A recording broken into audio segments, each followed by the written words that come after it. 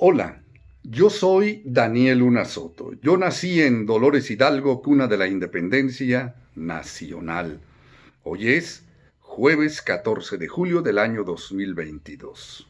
Un día después de la visita de Andrés Manuel López Obrador a los Estados Unidos, a su entrevista con el presidente Biden, comentarios, análisis.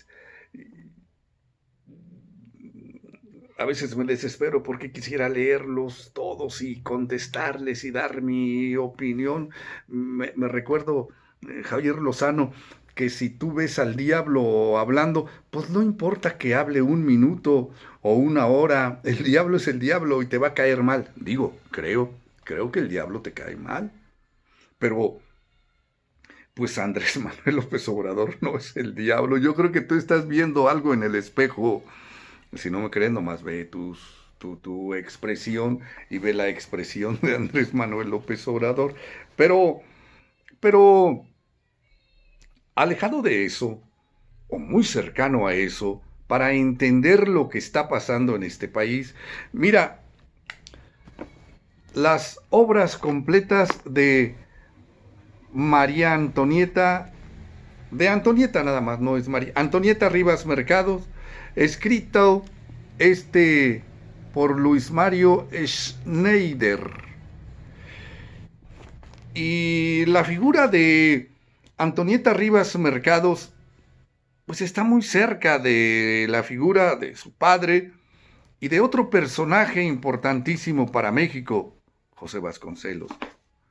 José Vasconcelos, diría el viejo cronista de fútbol Ángel Fernández, y me pongo de pie, porque José Vasconcelos, no, qué personaje José Vasconcelos, aunque hay algunas cosas que no me cayó muy bien Vasconcelos, su ser timorato, su no atreverse a...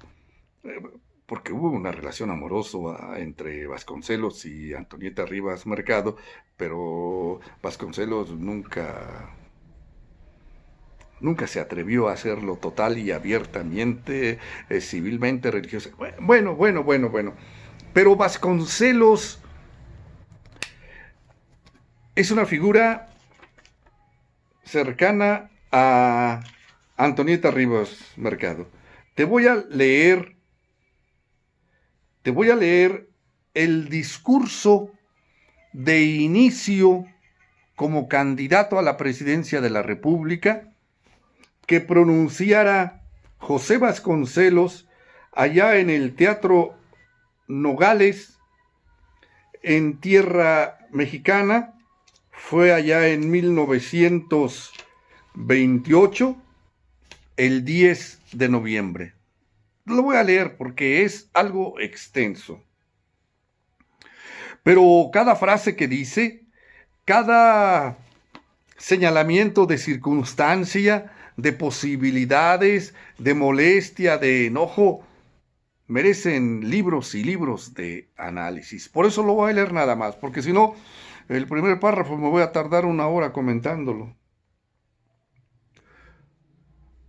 José Vasconcelos.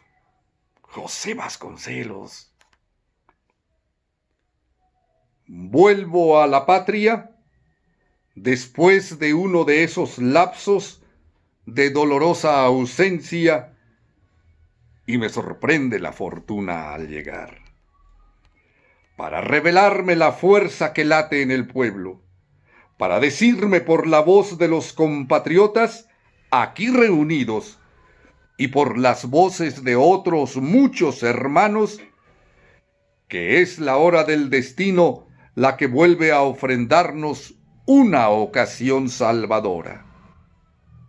Y hay razón para que nos preguntemos todos afanosamente si va a pasar otra vez en balde la ocasión. Acudo al llamado y no me importa el carácter en que haya de figurar en definitiva entre vosotros. Forzosamente he de hablar como precandidato presidencial, pero si más tarde llego al puesto más alto de la administración lo mismo que si ocupo el más bajo o ninguno, ciudadano siempre, hombre libre siempre, gustoso cederé las responsabilidades a quien logre juntar en el puño mayor número de voluntades ciudadanas. Pero en cambio, no acataré el resultado ni de la intriga, ni de la imposición, ni de la fuerza. Venimos a convocar al pueblo mexicano y es preciso definirle nuestros propósitos. No excitaremos al pueblo a que vaya a votar y por lo mismo es necesario precisar qué es lo que va a imponer su voto. Los fariseos de la revolución en todo el mundo se distinguen por la complacencia y el aplauso que otorgan a las dictaduras con el pretexto de que mediante ellas se pueden implantar tales o cuales reformas, pero la práctica enseña que la dictadura corrompe aún a los mejores y se vuelve el predominio de una facción lo que debió ser victoria de todo un pueblo. De semejante fatal pendiente solo puede librarnos un retorno al programa integral de la revolución.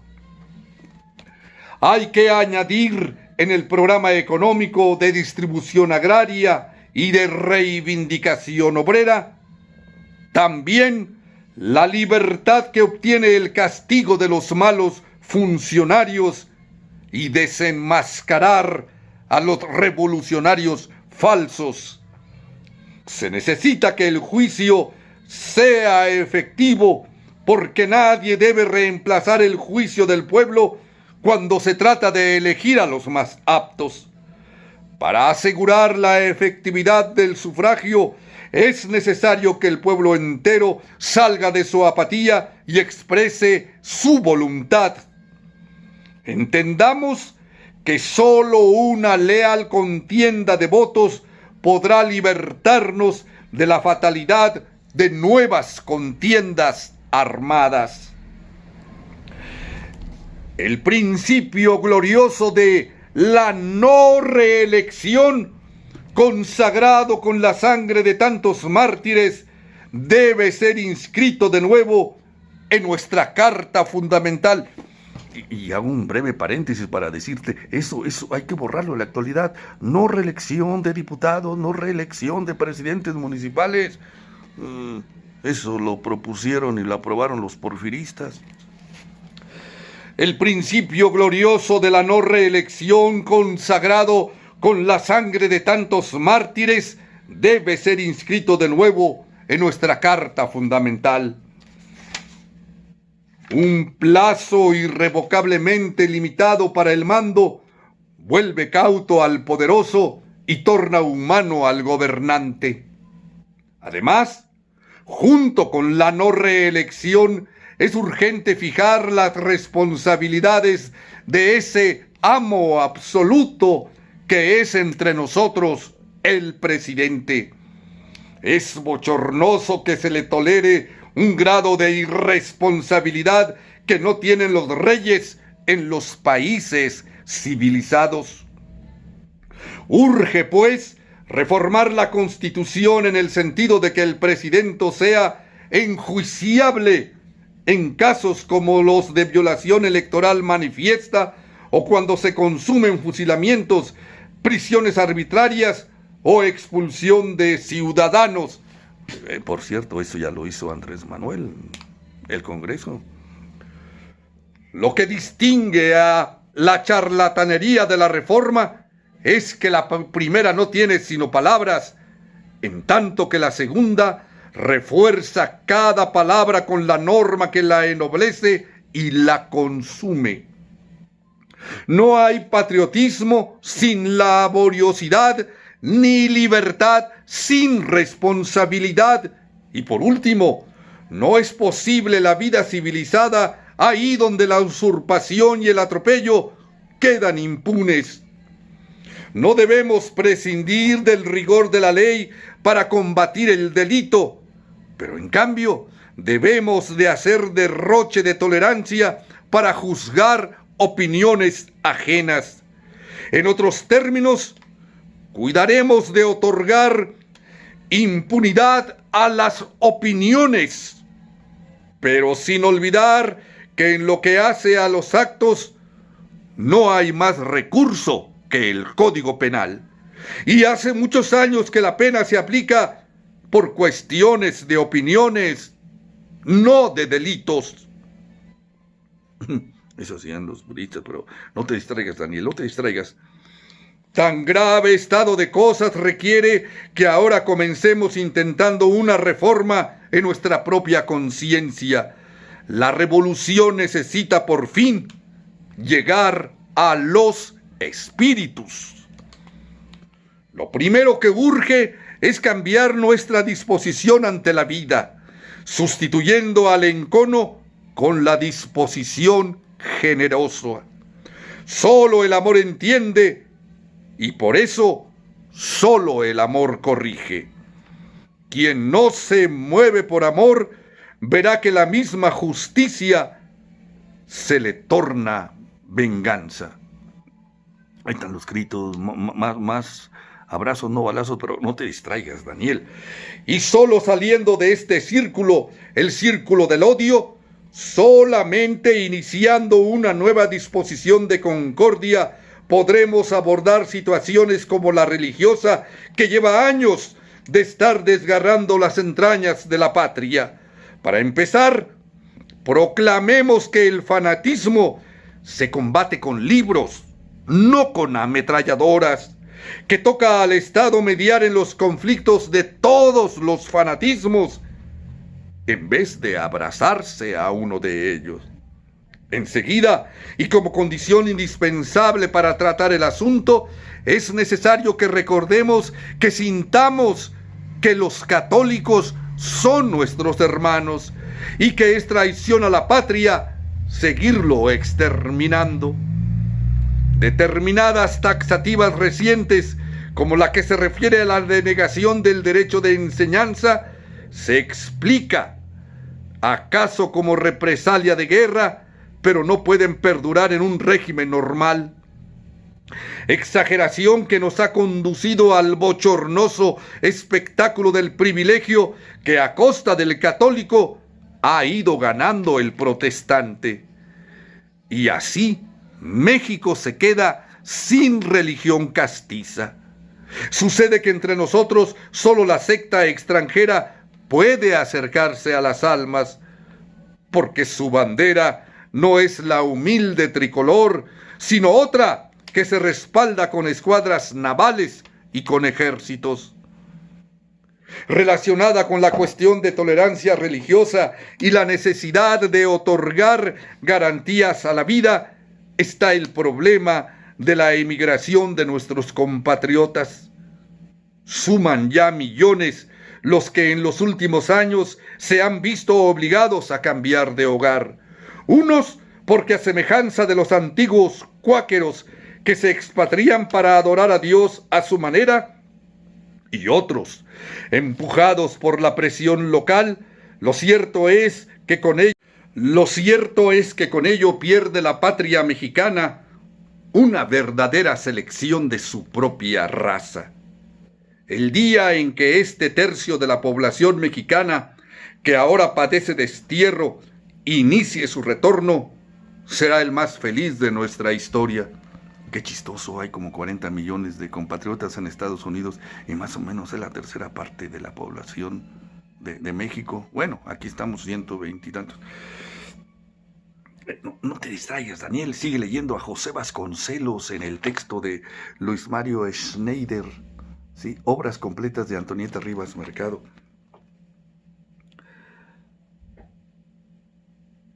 ¿Dónde nos quedamos?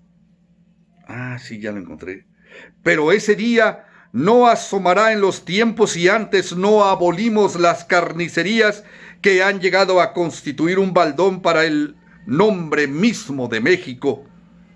En el orden de nuestras relaciones internacionales, la República ha sufrido penosas desgarraduras, unas veces en virtud de fallos judiciales, otras por causa de convenios tristemente célebres, otras por derogación de leyes como la del petróleo, que intentó salvaguardar nuestros intereses.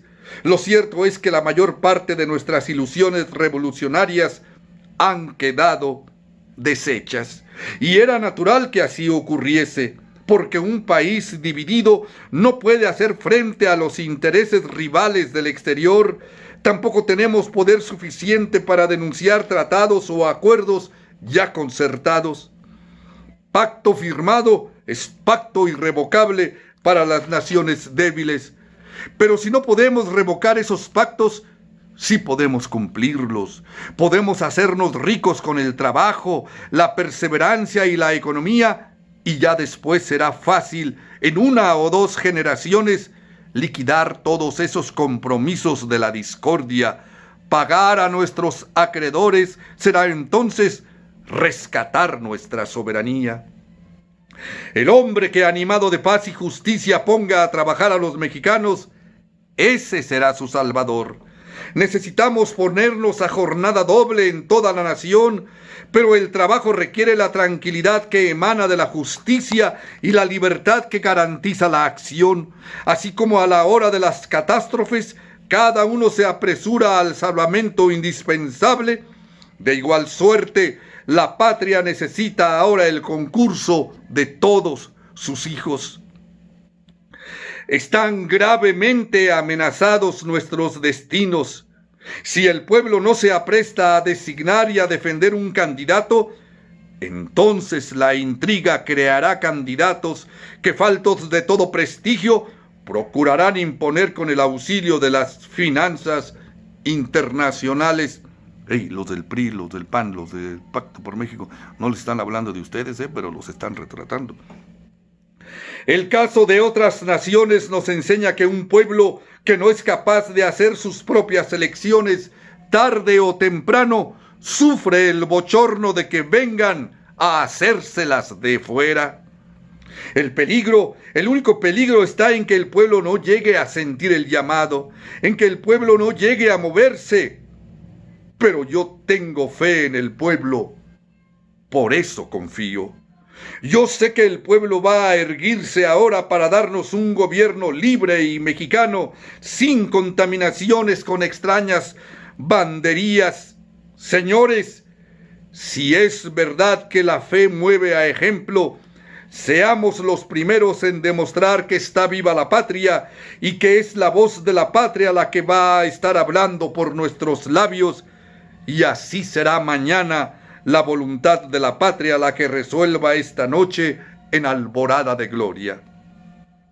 México, levántate. La más grave de las amenazas de toda tu historia se urde en estos instantes en la sombra, pero aún hay fuerza en tus hijos para la reconquista del destino. Deja que los menguados vacilen. Tus hombres ya están en pie, y por el viento pasan himnos de regeneración y de victoria. ¡Adelante! ¡A la victoria! José Vasconcelos, 10 de noviembre de 1928, candidato a la presidencia de la República. Está en este texto, Hay cada cosa de José Vasconcelos. No, pues hay que leer a Ulises Criollo. José Vasconcelos es un hombre político que como él se necesitan en estos momentos muchos Vasconcelos. Yo soy Daniel Luna Soto, yo nací en Dolores Hidalgo, cuna de la independencia nacional, y aquí estoy leyendo y aquí estoy emocionado con lo que pasa en este país y con la posibilidad cierta de que estamos haciendo las cosas para mejorar las condiciones de las mayorías. Suscríbete a mi canal, dale like, comparte el video. José Alfredo Jiménez, Premio Nobel de Literatura, y por supuesto Andrés Manuel López Obrador, el grito de este año 2022, tú debes darlo en Dolores Hidalgo, cuna de la independencia nacional, con la campana histórica original, ahí en su lugar. Ya basta del bochorno de estar viviendo con la vergüenza de nuestra campana secuestrada en Palacio Nacional. Ya basta, ya basta.